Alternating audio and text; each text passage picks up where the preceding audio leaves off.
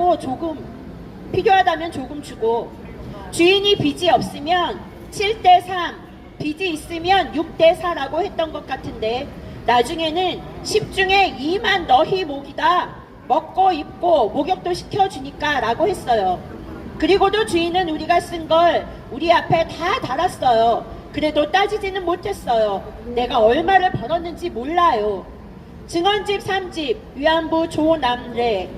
만주에서 나는 나이가 모자라 16세 허가가 나올 때까지 술집에서 기다렸다. 거기에서는 돈은 한 푼 받지 않고 먹고 자고만 했다. 이것저것 쓰고 나니 수중에 돈은 한 푼도 남지 않았다. 그러다 다른 주인이 와 술집 주인에게 돈을 주고 여자들을 사갔다. 술집 주인에게 돈을 주고 여자들을 사갔다. 술집에서 몸 파는 곳으로 팔려가게 됐다. 그때서야 내가 몸 파는 곳으로 팔려간다는 걸 알았지만 어쩔 수도 없었다. 그때부터 여기저기 팔려다니며 몇 년인지 있었다. 만주에서 4, 5년 있었던 것 같다. 주인들은 주로 한국인 내외였으나 어떤 집은 한국인 여자 혼자인 데도 있었다. 그들은 계속 나를 넘겨서 주인이 여러 번 바뀌었다. 소개쟁이는 여자를 두세씩 데리고 가 주인과 사고 팔았고, 여자들은 그저 그들이 시키는 대로 할 수밖에 없었다. 술집에서 팔려 나가면서부터 빚이 쌓이기 시작해 나는 그 뒤로 빚더미에 올라앉았다. 주인과 사고 팔았고 여자들은 그저 그들이 시키는 대로 할 수밖에 없었다. 술집에서 팔려 나가면서부터 빚이 쌓이기 시작해 나는 그 뒤로 빚더미에 올라앉았다. 군인에게서 받은 돈을 주인에게 갖다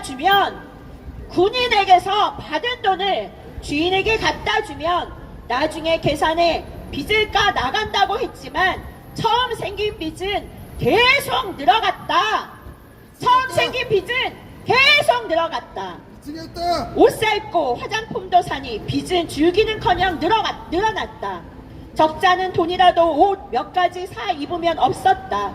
당시 큰 애 배꼽보다 더 큰 빚이라는 말이 있었는데, 갚으려면 힘들다는 또는 그만큼 갚기 어려운 엄청 큰 빚을 가리키는 말이었다.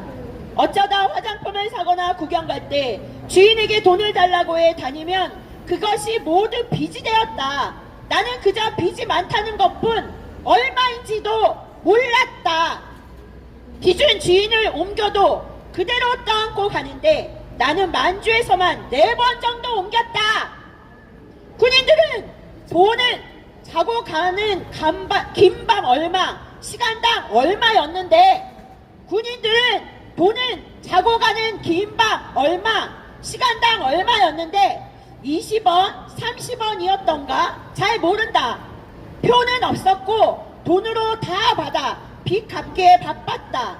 빚을 거의 다 갚고 이제 겨우 돈을 좀 모을 수 있겠다 싶을 때 그만두게 됐다. 해방이 되어 26살에 돌아왔다.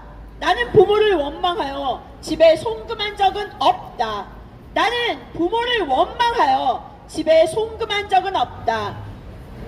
수라바야에서 빚을 다 갚고 조금 모아 저축도 했다. 아니, 강제로 끌고 갔으면 왜 부모를 원망합니까? 일본군을 원망해야죠. 근데 이 여인은, 조남래 씨는 나는 부모를 원망하여 집에 송금한 적은 없다고 했습니다. 여기 보면은 이들이 돈을 받고 위안부 생활을 했지만 계속 빚이 쌓여갔다고 했죠. 좀 전에 588 얘기도 했지만 그 588에 살았던 그 사람들도 이와 같은 생활을 계속했어요. 그들이 화장하고 먹고 입고 쓰는 것, 그게 다 그 오야지들, 그 사람들, 그 포주라고 하나요? 그 포주들이 다 착복해가지고 하면 할수록 빚만 늘었어요. 그래서 그 588 없앨 때 그 여자들이 진 빚, 그것을 탕감하지 못해서 나오려고 해도 나올 수가 없었던 게 최근까지 이래요.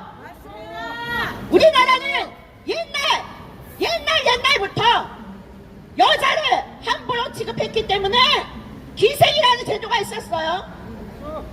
그 기생집 광기들은 어떤 사람들이 이용했습니까? 거기에는 다 그 내노라 하는 사대부 그런 사람들이 이용했던 게 관계예요. 그리고 일반 기생집도 있었고 주막도 있었죠. 우리나라는 대대로 여성들의 인권이 어딨어요. 지금이니까 여성 인권 하면서 일단 허튼 위안부네 뭐네 뭐 그러면서 강제로 끌고 갔다고 인권이 있었던 것처럼 나불대지만 여성의 인권은 없었어요. 가난하면 재산처럼 취급돼서 가족들을 위해서 나가서 몸이라도 팔아서 가족들을 부양해야 되는 것이 여성들의 삶이었어요. 오죽하면 남편도 위안부로 팔았을까?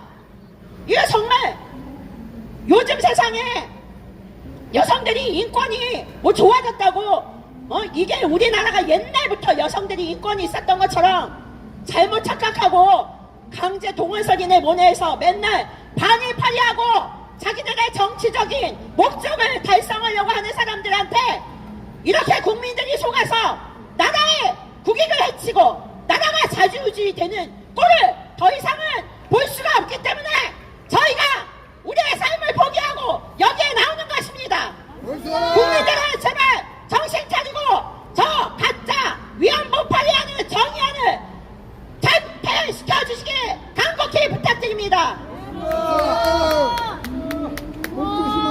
말씀하신 것 중에 내가